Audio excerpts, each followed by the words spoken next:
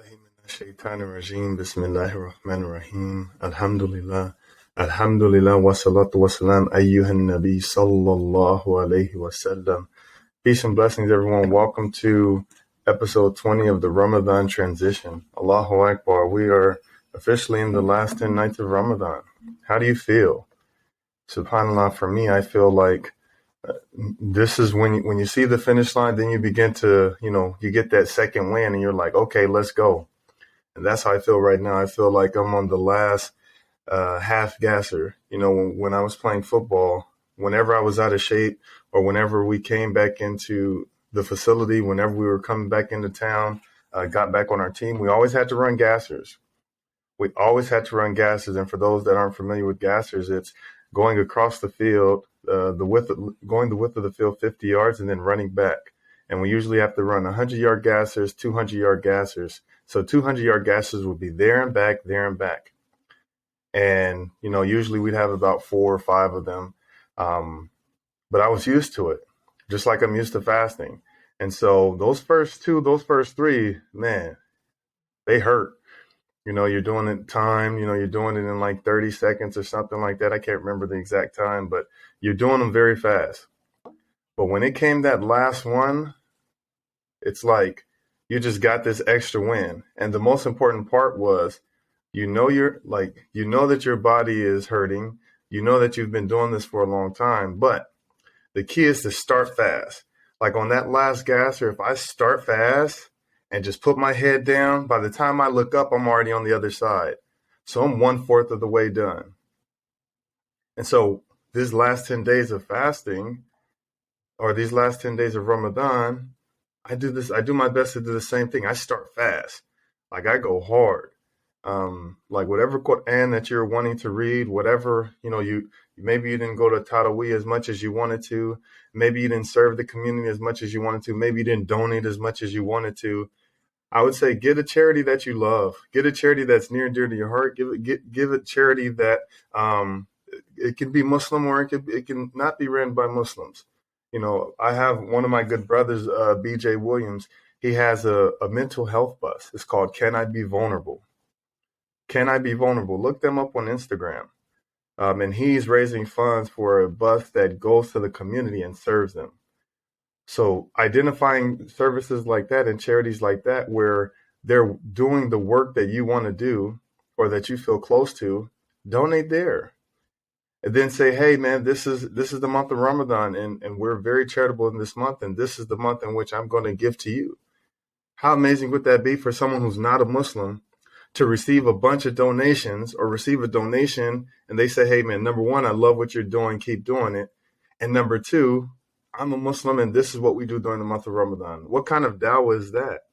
Where we're servicing and supporting our community, our brothers and sisters, whether they be Muslim or non-Muslim.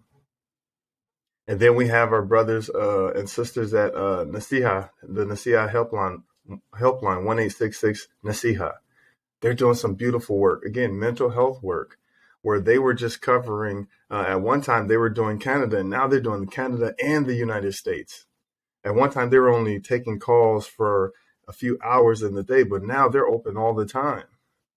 Where if there is someone who is needing help, and they're in a mental health crisis, where they can reach out and call someone and touch someone.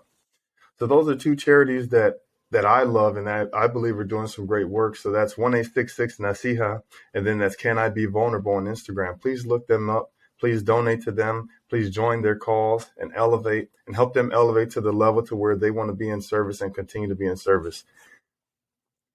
With Allah's permission, we're in the last 10 nights.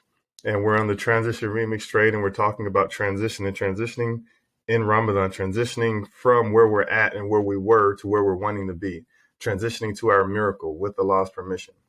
And right now we're on step 6, which is control your circle. And we talked about it yesterday, but this acronym FIFA, FIFA. The first F is family. The I is identity.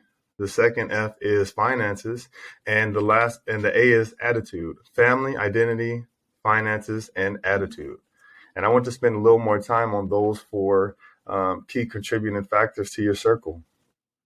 The great Nipsey Hussle, may Allah have mercy on him, may Allah forgive him, may Allah bless his family. He has a line in the song where he says, "Circle got smaller, everybody can't go. Circle got smaller, everybody can't go." On your transition, you're not going to be able to take everybody. You just won't. You may not be able to take that brother or that sister. You may not be able to take that cousin or that childhood friend. You may not even be able to take your parents, because you have to elevate.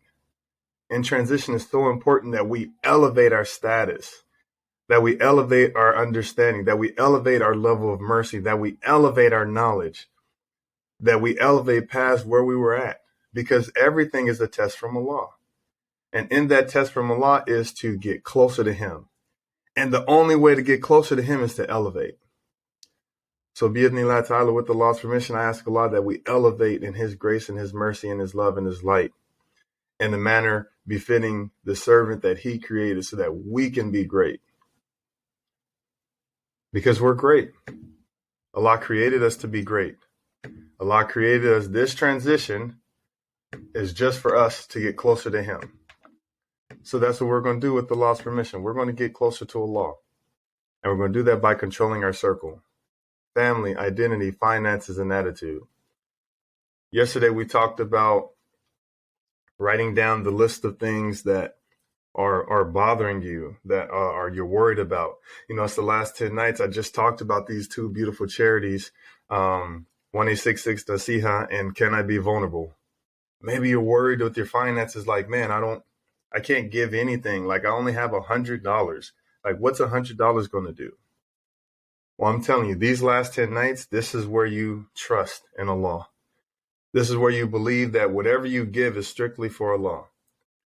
And you write it down. You write down your finances. Say, hey, man, I'm worried about my finances because I can't give the way that I want to give.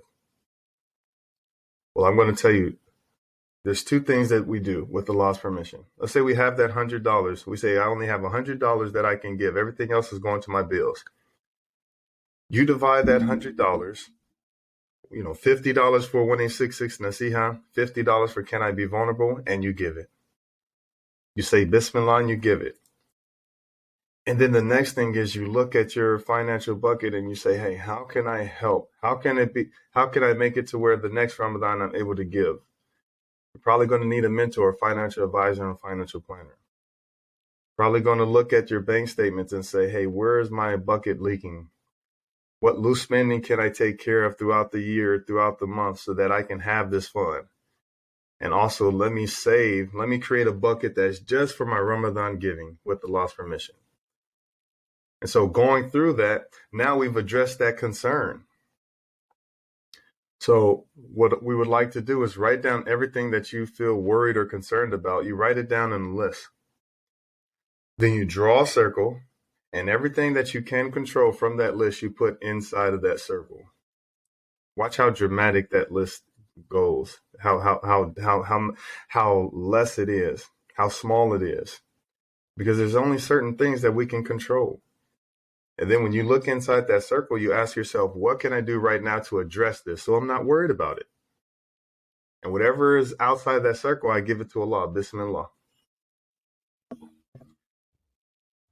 Give it to Allah. And then I want to spend some time on family. So family, we talked about it yesterday. Family is who's in your car. If something major happened, may Allah protect us. But if something major happened where you had to get in the car and you had to go, you know, you got that emergency bag packed in the garage or something like that, and something happened, you got to go. You got to pick that bag up and you got to get out of here. Who's in your car? Like, who are you most concerned about? Because as a man, you're the imam of your family. As a woman, you're a protector of your family. So who's in your car? Who are you most closely related to where you say, hey, no, these are my dependents. This is who is in my car. This is who, if anything happened, this is the family that I'm going to make sure that we're taken care of. And then we're going to check on everybody else. Well, that's where the focus is. When we're talking about controlling our circle, we're talking about those relationships that are inside of our car in case of emergency. Because in transition, when we're transitioning, those people in that car, that's probably all you're going to see.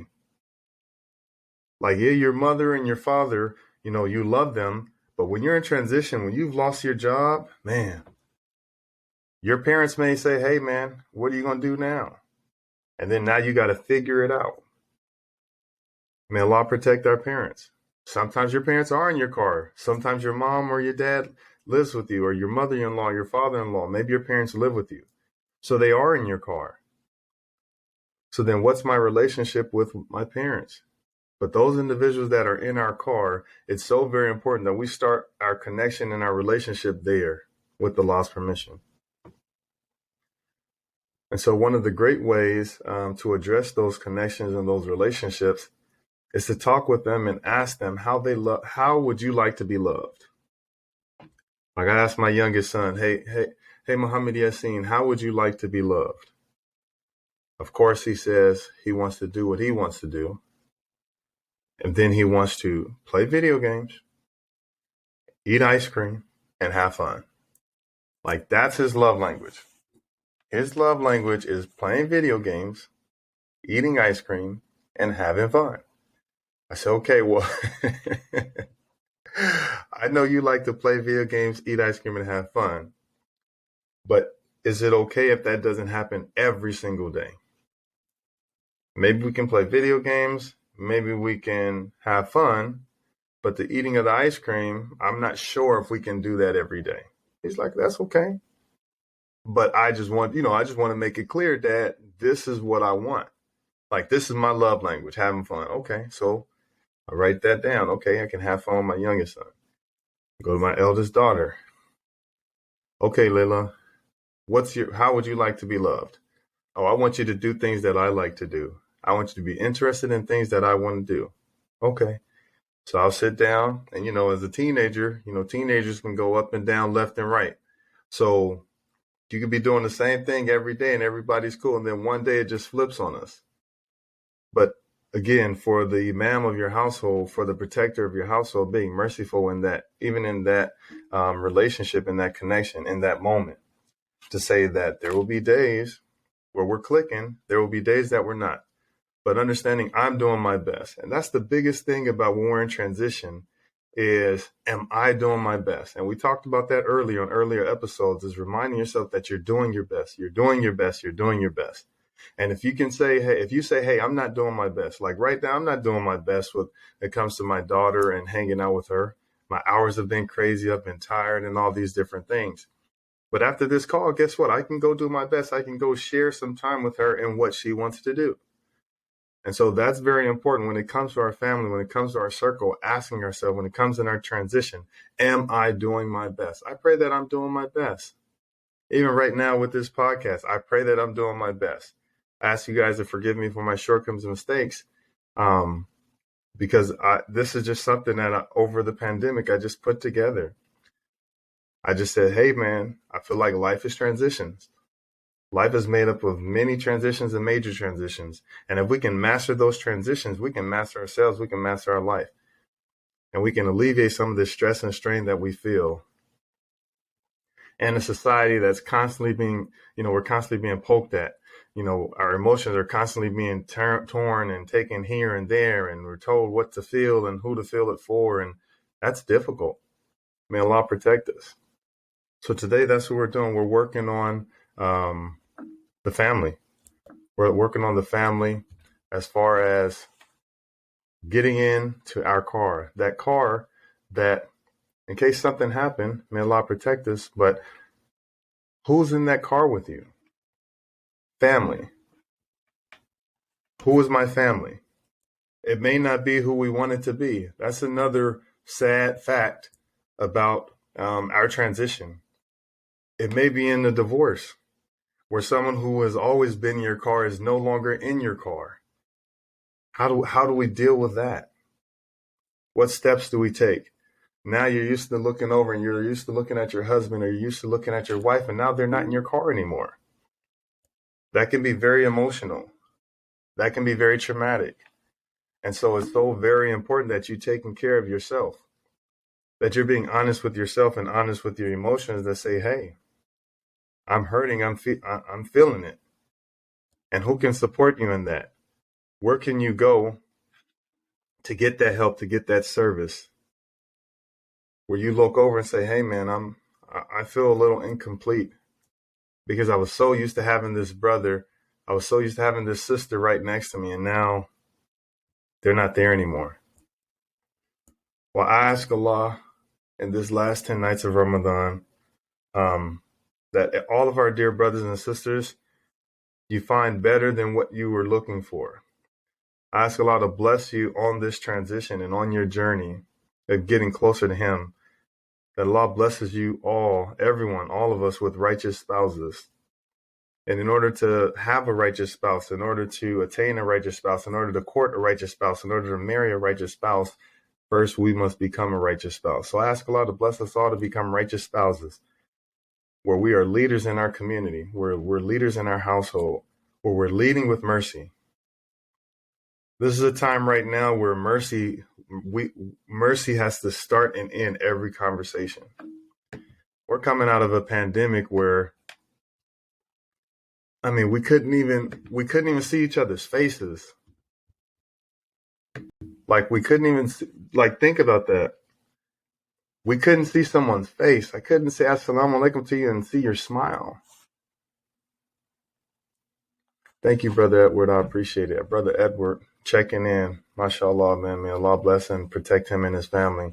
Always checking in with us and supporting us. And we're doing our best. We're doing our best. But, you know, you're coming out of this pandemic, man. It's hard, especially for kids, for young people. You know, 2 years not being able to play with your friends. You know, you're hearing this on the news. People are fighting and bickering and all these things. Now we're in need of mercy. So let's start right here and with ourselves and in our household.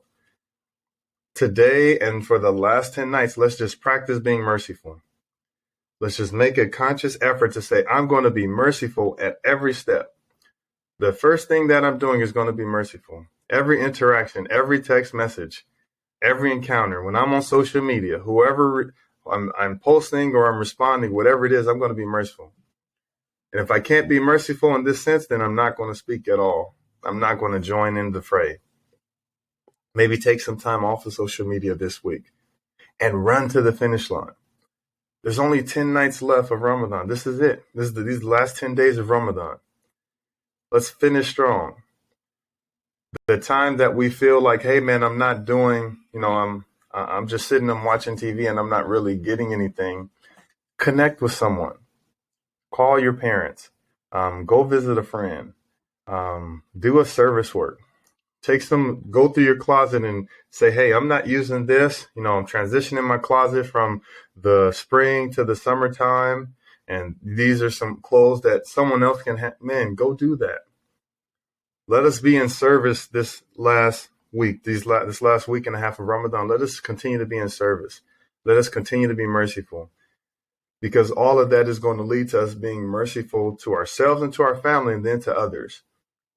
And isn't that worship? Isn't worship service?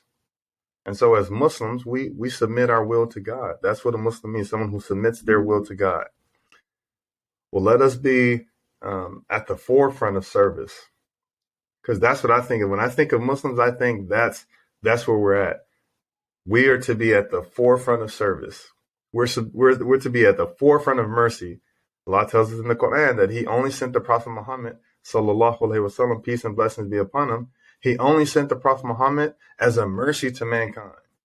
So if we are Muslims and we're following the footsteps of our beloved Prophet Muhammad, peace and blessings be upon him, then we are to be merciful and mercy to mankind, and being merciful to mankind. So with Allah's permission, let us take that route. That whoever is in our car, whoever is our family, we begin right now by being merciful. So think about those individuals who are in your car. Go and give them a kiss, give them a hug, tell them you appreciate them, tell them you love them, tell them that you look forward to spending these last 10 days of Ramadan in mercy and service to them. With Allah's permission, that is episode 20. Inshallah, tomorrow we'll get on to the I in the FIFA, in the controlling your circle, which is identity. Thank you very much for joining us. We only have, like I said, about 10 episodes left. So may Allah protect us and forgive us. Assalamu alaikum wa rahmatullahi wa barakatuh.